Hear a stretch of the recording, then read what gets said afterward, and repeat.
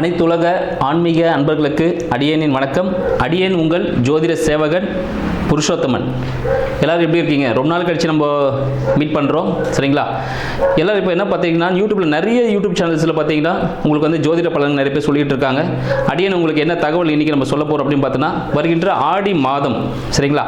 ஆடி மாதம் எல்லாருக்கும் எப்படி இருக்குது அப்படின்ற விஷயத்தை பற்றி தான் இன்றைக்கி நம்ம பகிர்ந்துக்க போகிறோம். ஆடி மாதம்னால என்னங்க?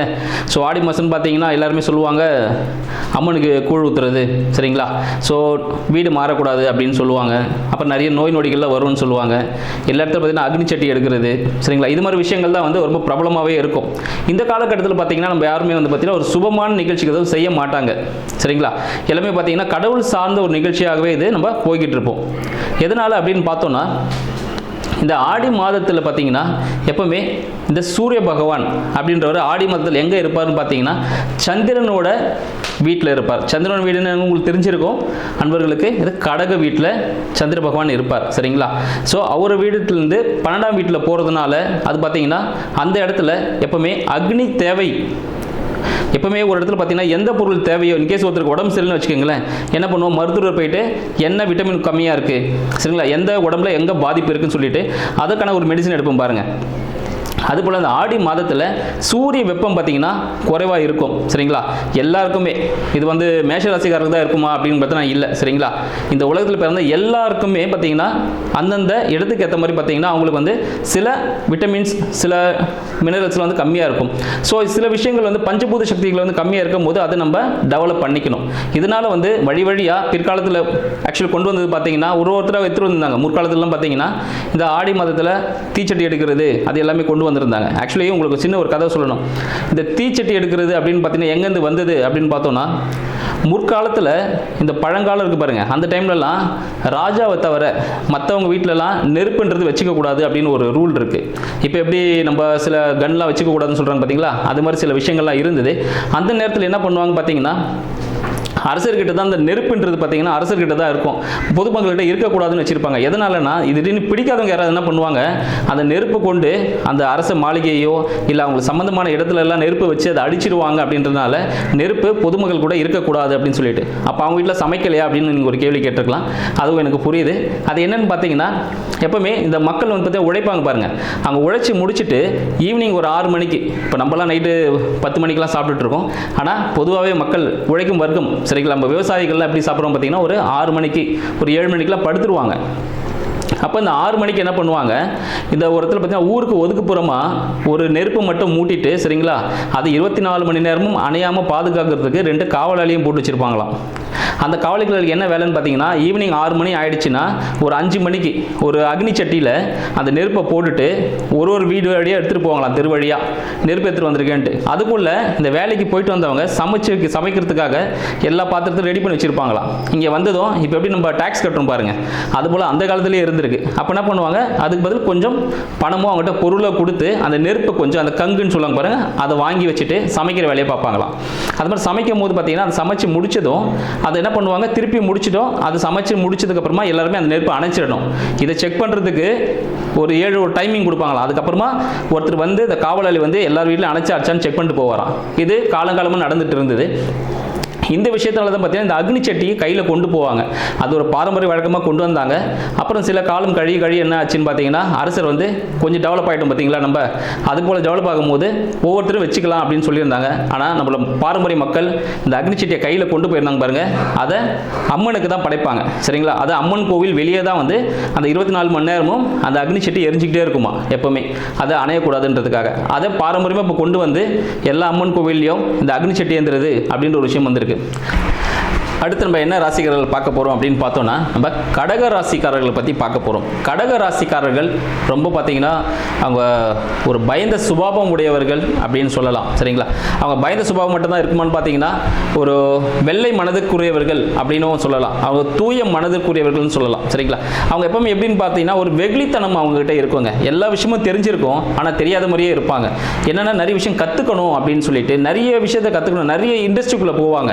நிறைய விதமான இண்டஸ்ட்ரிக்குள்ளே போயிட்டு அது என்னன்னு சொல்லிட்டு அதோட எண்டு வரைக்கும் பார்த்துட்டு வரக்கூடிய ஒரு ராசிக்காரர்கள் தான் நம்மளோட கடக ராசிக்காரர்கள். இவங்களுக்கு இப்போ எப்படி இருக்க போகுது அப்படின்னு பார்த்தோன்னா, இவங்களோட வழிபாடுகள் எல்லாமே ரொம்ப சிறப்பாக இருக்க போது. இவங்க ஆன்மீக வழிபாடு, ஆன்மீக தலங்களுக்கு சென்று வரும்போது பார்த்தீங்கன்னா ரொம்ப சிறப்பை கொடுக்கக்கூடிய, சரிங்களா, இந்த காட்டு செல்லியம்மன் அப்படின்னு சொல்லுவாங்க. எடுத்தோடனே உங்களுக்கு சொல்லிட்டேன், சரிங்களா.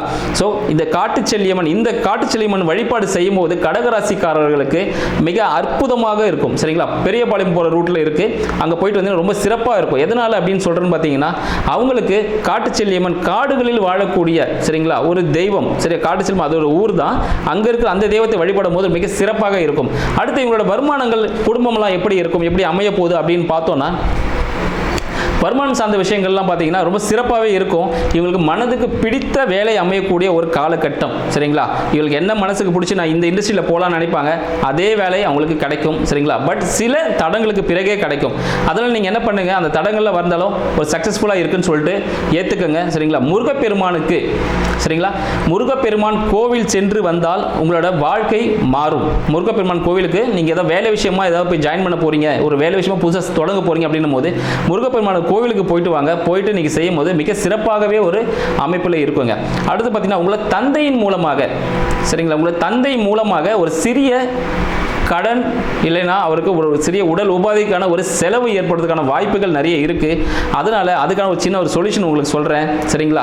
தந்தை கிட்ட கோவப்படாதீங்க, சரிங்களா. அவர் சின்ன உடல் உபாதைகள் இருக்கும், அது என்னன்னு சொல்லிட்டு செக் பண்ணிக்கோங்க. செக் பண்ணதுக்கான ட்ரீட்மெண்ட் பண்ண ஆரம்பிச்சிருங்க.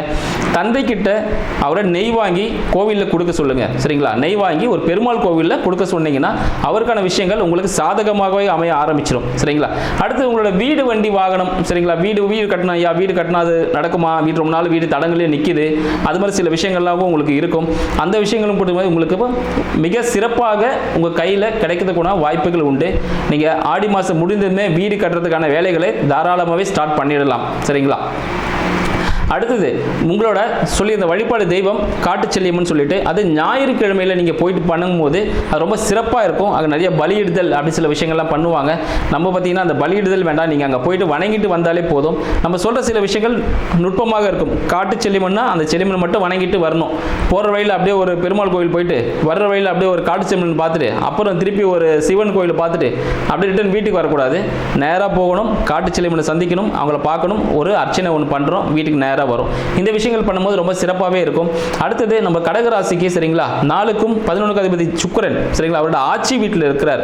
அப்போ ஆட்சி வீட்டில் இருக்காருன்னா என்ன பண்ணுவோம், அவரோட இடம் சம்பந்தப்பட்ட விஷயங்கள், சரிங்களா, ஜாதகரோட இடம், தாயார் சம்பந்தப்பட்ட விஷயங்கள் பார்த்தீங்கன்னா ஒரு சின்ன பிரச்சனைகள் இருக்கிறதுக்கான வாய்ப்புகள் உண்டு. அந்த பிரச்சனைகள் தீர்ந்து கோர்ட்டு கேஸுன்னு இவர் போனார்னா இவருக்கு சக்ஸஸை கொடுக்கும். சில பேருக்கு வந்து பார்த்தீங்கன்னா பேச்சுவார்த்தையிலே முடிச்சுடுவான்னு நினைப்பாங்க, ஆனால் பேச்சுவார்த்தைக்கு அங்கே இருக்க இடமே இருக்காது.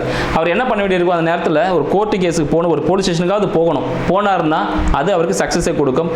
அவங்களோட அம்மாவுக்கு, சரிங்களா, கடகராசியில் பிறந்த ராசி லக்னக்காரர்களுக்கு அவங்களோட தந்தை, தாய், சரிங்களா, கண்டிப்பாக இவங்க 2 பேருக்குமே ஒரு மருத்துவ செலவுகள் இருக்கு. அது இல்லாமல் பார்த்தீங்கன்னா இந்த அம்மா வழியில் சொத்துக்கள் கிடைக்கிறதுக்கான வாய்ப்புகள் ரொம்ப அதிகமாக இருக்குங்க, சரிங்களா. இந்த சொத்துக்கள் கிடைக்க வாய்ப்பு அதிகமாக இருக்க சொன்னதுனால அம்மா மட்டுமே பார்க்கக்கூடாது, தந்தையும் பார்த்துக்கணும், சரிங்களா. முக்கியமாக விஷயங்கள் என்ன பார்த்தீங்கன்னா, காட்டுச்செல்லியம்மன் கோயில் போக சொல்லியிருந்தேன். பெருமாள் கோவிலில் என்ன சொல்லியிருந்தேன், நெய் தானம் பண்ணணும், சரிங்களா. நெய் வந்து கொடுக்கணும், தானமாக கொடுத்து அதை யூஸ் பண்ணுறதுக்கு பார்த்துக்கணும். இந்த விஷயங்கள்லாம் செய்யும்போது பார்த்தீங்கன்னா வருகின்ற ஆடி மாதம் ரொம்ப சிறப்பாகவே இருக்கும். இது பார்த்ததுன்னா குழந்தைகளுக்கு, சின்ன குழந்தைகளுக்கு வேறு என்ன பண்ணலாங்க அப்படின்னு கேட்குறீங்க. ஸோ சிறு குழந்தைகளுக்கு பார்த்தீங்கன்னா யாராவது குழந்தை இல்லாமல் இருக்கும். குழந்தை இல்லாதவங்களுக்கு நீங்கள் ஒரு லட்டு வாங்கி கொடுத்தீங்கன்னா அடுத்த ஆண்டு அவங்களுக்கு குழந்தை பிறப்புக்கான வாய்ப்புகள் உண்டு. ஏன்னா நிறைய விஷயங்கள் பார்த்தீங்கன்னா நம்ம ஒரு ரயில்வே ஸ்டேஷன் போனால் தான் அந்த ட்ரெயின் நம்மளுக்கு வரும், சரிங்களா. பஸ் ஸ்டாப், எந்த பஸ் ஸ்டாப் எந்த ஊருக்கு போகிறோமோ அங்கே போனால் தான் அந்த பஸ்ஸில் ஏறி அந்த ஊருக்கு போக முடியும். அதே போல தான் இந்த கடகராசிக்காரர்கள் யாராவது குழந்தை பாக்கியம் இல்லாதவங்களுக்கு ஒரு லட்டு இந்த காலகட்டம், இந்த ஆடி மாதம், சரிங்களா, வாங்கி கொடுத்தீங்கன்னா அதை அவங்க யூஸ் பண்ணாங்கன்னா, ப்ராப்பராக சாப்பிட்டாங்கன்னா கண்டிப்பாக அடுத்த வருடம் அவங்க ஒரு குழந்தையோடு இருப்பாங்க. ஆனால் நீங்கள் சொல்லி கொடுக்காதீங்க, நார்மலாக கொடுத்து உங்கள் கண்ணால் நீங்கள் பார்த்து நீங்களே மகிழ்ச்சி கொள்ளுங்கள், சரிங்களா. அவங்க நன்றி உணர்வோடு உங்கள்கிட்ட வந்து கண்டிப்பாக சொல்லுவாங்க இந்த விஷயம் நடந்திருக்குன்னு சொல்லிட்டு. இல்லை உங்களுக்கு உங்கள் குடும்பத்தில் யாருக்காவது, உங்கள் ரிலேஷன்ஸுக்கு யாருக்காவது, உங்களோட ஃப்ரெண்ட்ஸ் சர்க்கிள் யாருக்காவது இதில் குழந்தை பாக்கியம் இல்லாமல் இருக்காங்கன்னா ஒரு சூட்சமான விஷயம், இந்த லட்டு கொடுங்க. இது வியாழக்கிழமையில தான் கொடுக்கணும். வியாழக்கிழமை மதியம் 1 to 2 இந்த டைமில் தான் கொடுக்கணும், சரிங்களா. அதுவும் ஆடி மாதம் 2வது வாரம் மட்டுமே இது கொடுக்கணும், சரிங்களா. இந்த முக்கியமான விஷயங்கள் இருக்குது, இந்த முக்கியமான விஷயத்தை விட்டுறாதீங்க. இந்த டைமில் நீங்கள் கொடுக்கும்போது அது சக்ஸஸ்ஃபுல்லாக நடக்கக்கூடிய ஒரு விஷயமாக இருக்கும். உங்களுக்கு கடவுள் அனுகிரகம் மிக முக்கியமாக உங்களுக்கு இருக்குன்னு சொல்லலாம். ஏன்னா கடவுள் அனுகிரகம் இருக்கிறதுனால தான் இந்த விஷயங்கள் உங்களுக்கு சாதகமாகவே நடக்க போகுது. அதனால் இந்த விஷயங்கள் எல்லாமே பண்ணுங்க. உங்கள் வாழ்க்கையில் அடுத்த ஒரு வெற்றி நிலைக்கு நீங்கள் செல்றதுக்கான வழிகளாக இது இருக்கும். நன்றி, வணக்கம்.